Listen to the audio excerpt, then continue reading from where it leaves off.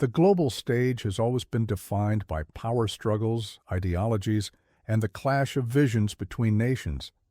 But sometimes these struggles come not from the wealthiest capitals of the world, nor from the traditional centers of influence, but from unexpected voices who refuse to remain silent.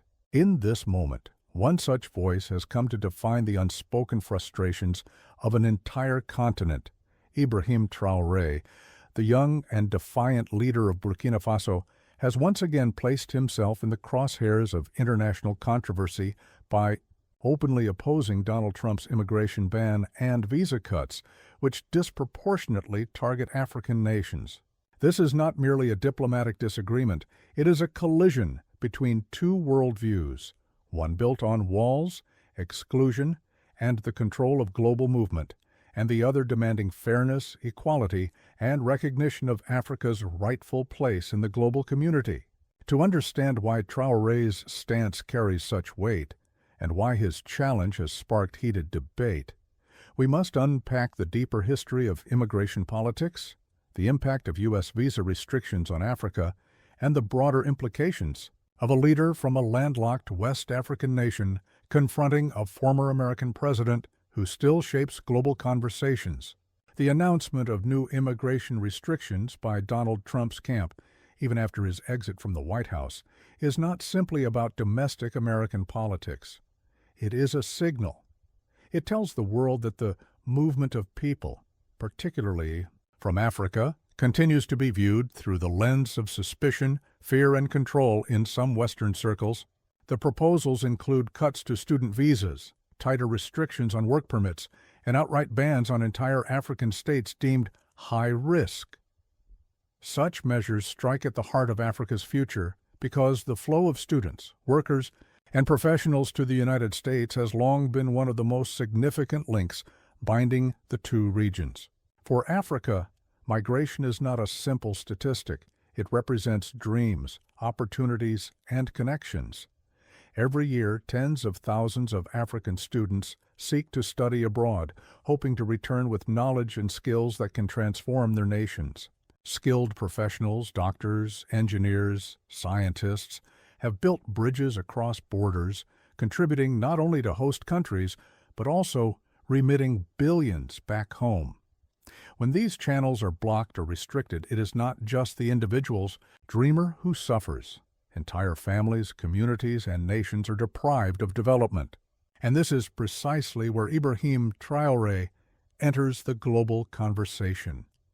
For him, the issue is not only about visas or paperwork, it is about dignity, sovereignty, and the recurring pattern of policies that treat Africa as a problem to be managed rather than as a partner to be respected. In his fiery speeches and unfiltered statements, Traoré has pointed out the hypocrisy of a world order that welcomes African resources but restricts African people.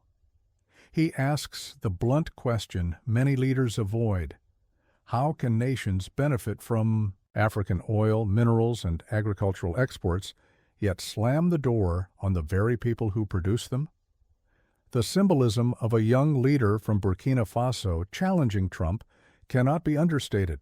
On one side is a billionaire businessman turned president who has wielded power over the world's largest economy, and on the other, a soldier turned statesman from a nation historically dismissed as peripheral in global politics. Yet the clash reveals something profound. The balance of moral authority does not always lie with wealth or military power, but with those willing to speak truth in the face of injustice. The backlash to Traoré's opposition has been swift. Some Western commentators accuse him of grandstanding, of using Trump's policies as a way to elevate his own stature in Africa. But the truth is that his statements resonate because they reflect what millions of Africans already feel, that they are systematically excluded from global mobility and opportunity. Migration has become the new frontier of inequality, and the young Burkinabe leader has chosen to confront it head-on. To fully grasp the stakes, we must understand the mechanics of these restrictions. Under Trump's proposals, visa issuance for African nationals would shrink dramatically. Countries considered politically unstable, or those with strained relations with Washington, would face near total suspensions. Even African nations with strong partnerships, such as Nigeria, Ethiopia, and Kenya, would face tighter security checks, delays, and denials. The ripple effects would be devastating. Universities would lose thousands of African students, industries would miss out on skilled workers, and African families, depending on remittances, would struggle. It is also important to recognize the broader political undercurrent. Trump's messaging on immigration has always been deeply tied to his domestic political base, where fear of outsiders often fuels electoral success. Africa, unfortunately, becomes an easy scapegoat in this narrative.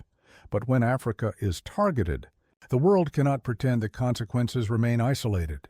The United States risks alienating an entire continent whose population is projected to double by 2050, whose youth represent the largest workforce on Earth, and whose markets are increasingly essential to global growth. This is why Traoré's opposition is more than symbolic. It is a warning. Africa, long patient in the face of exclusion, is reaching a breaking point. The continent is forging new alliances with Asia, deepening intra-African trade through the African Continental Free Trade Agreement, and investing in regional educational institutions. In other words, if the doors of the West close, Africa will find other doors to open, and the nations that slam their doors shut today may find themselves shut out of Africa's future tomorrow. The geopolitical consequences are far-reaching. By rejecting Trump's policies so forcefully, Traoré is aligning himself with a rising tide of African leaders who are no longer content to play by the old rules of dependency. His rhetoric echoes that of Thomas Sankara, the revolutionary leader of Burkina Faso in the 1980s, who challenged Western dominance with unapologetic boldness. Just as Sankara demanded that Africa stop paying illegitimate debts, Traoré demands that Africa stop begging for entry into systems that do not respect it. The generational factor is also critical. Traoré himself is barely in his 40s, representing a demographic that is increasingly impatient with the politics of compromise. Africa's median age is under 20. This is a young continent, restless, dynamic, and unwilling to accept policies that limit their horizons. When Trump speaks of bans and visa cuts, it is not abstract. It is a direct assault on the dreams of millions of African youths who see themselves as global citizens. The irony, of course, is that Western nations, including the United States, actually need Africa more than ever. Whether in energy, rare earth minerals, or human capital, the continent's importance is undeniable. Restricting African migration undermines not only Africa's future, but also America's. This is the paradox Traoré highlights. The very nations that profit from African resources are undermining the mobility of the people who could strengthen global progress. Critics will argue that every nation has the right to protect its borders and regulate immigration according to its interests. And they are correct. But what Traoré exposes is that these policies are not neutral. They are deeply political, often discriminatory, and reveal an unequal world order, where some passports unlock the globe while others are chained by suspicion. In calling out Trump, Traoré is not demanding special treatment for Africans. He is demanding equal treatment. The ripple effects of his defiance are already being felt. African intellectuals, activists, and diaspora communities have amplified his words, turning them into a rallying cry. In major African cities, debates over migration are shifting. Where once the dream was to secure a U.S. visa at any cost, now the conversation is about building African opportunities strong enough that visas are no longer the measure of success. Traoré's challenge has reframed the narrative, pushing Africans to ask, do we truly need permission from the West to define our future? In the corridors of global diplomacy, reactions have been mixed. Some European leaders quietly share Traoré's critique aware that overly restrictive migration policies will backfire by fueling resentment and instability. Others, particularly allies of Trump, have doubled down, painting Traoré as reckless.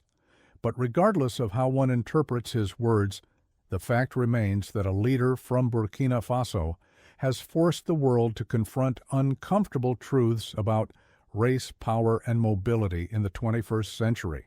What happens next will depend on how both Africa and the West respond. If Africa takes Traoré's words as a call to action, it could accelerate investments in education, infrastructure, and intra-African mobility. Already, projects such as visa-free travel across the African Union are gaining momentum. If realized, they could transform Africa from a fragmented patchwork of restricted borders into a unified block of opportunities. And in such a future, restrictions imposed from outside will matter less, because Africans will find value and opportunity within their own continent. On the other hand, if the West ignores Traoré's challenge, it risks deepening the rift between itself and Africa. The exclusion of African migrants will not stop the flow of people, because human movement is as old as civilization itself. Instead, it will drive migration underground, foster resentment, and erode goodwill. The question is whether policymakers in Washington are willing to look beyond short-term political gains to recognize the long-term costs of alienating Africa. Traoré's defiance, then, is not just about Trump or visas. It is about the direction of the world. Will it be a world of walls and bans or a world of bridges and partnerships? Will Africa be treated as a partner or as a problem? These are the questions that resonate far beyond Burkina Faso, far beyond Trump, and far beyond the present moment. In the final analysis, Ibrahim Traoré's opposition to Trump's immigration ban is a pivotal moment. It symbolizes Africa's refusal to remain silent in the face of policies that diminish its people. It forces the world to confront its contradictions, to reckon with its hypocrisies, and to acknowledge that Africa is no longer content to be marginalized. The story is still unfolding, and the consequences remain uncertain. But one thing is clear: the voice of a young leader from Burkina Faso has disrupted the silence, and the world cannot pretend not to hear. What happens next is not only a question for Trump or for Traoré, but for all of us. The choices made in the coming years will define whether we build a global system based on fear and exclusion, or one rooted in fairness and shared humanity. Africa has spoken through Traoré, and the world must now decide how it will respond.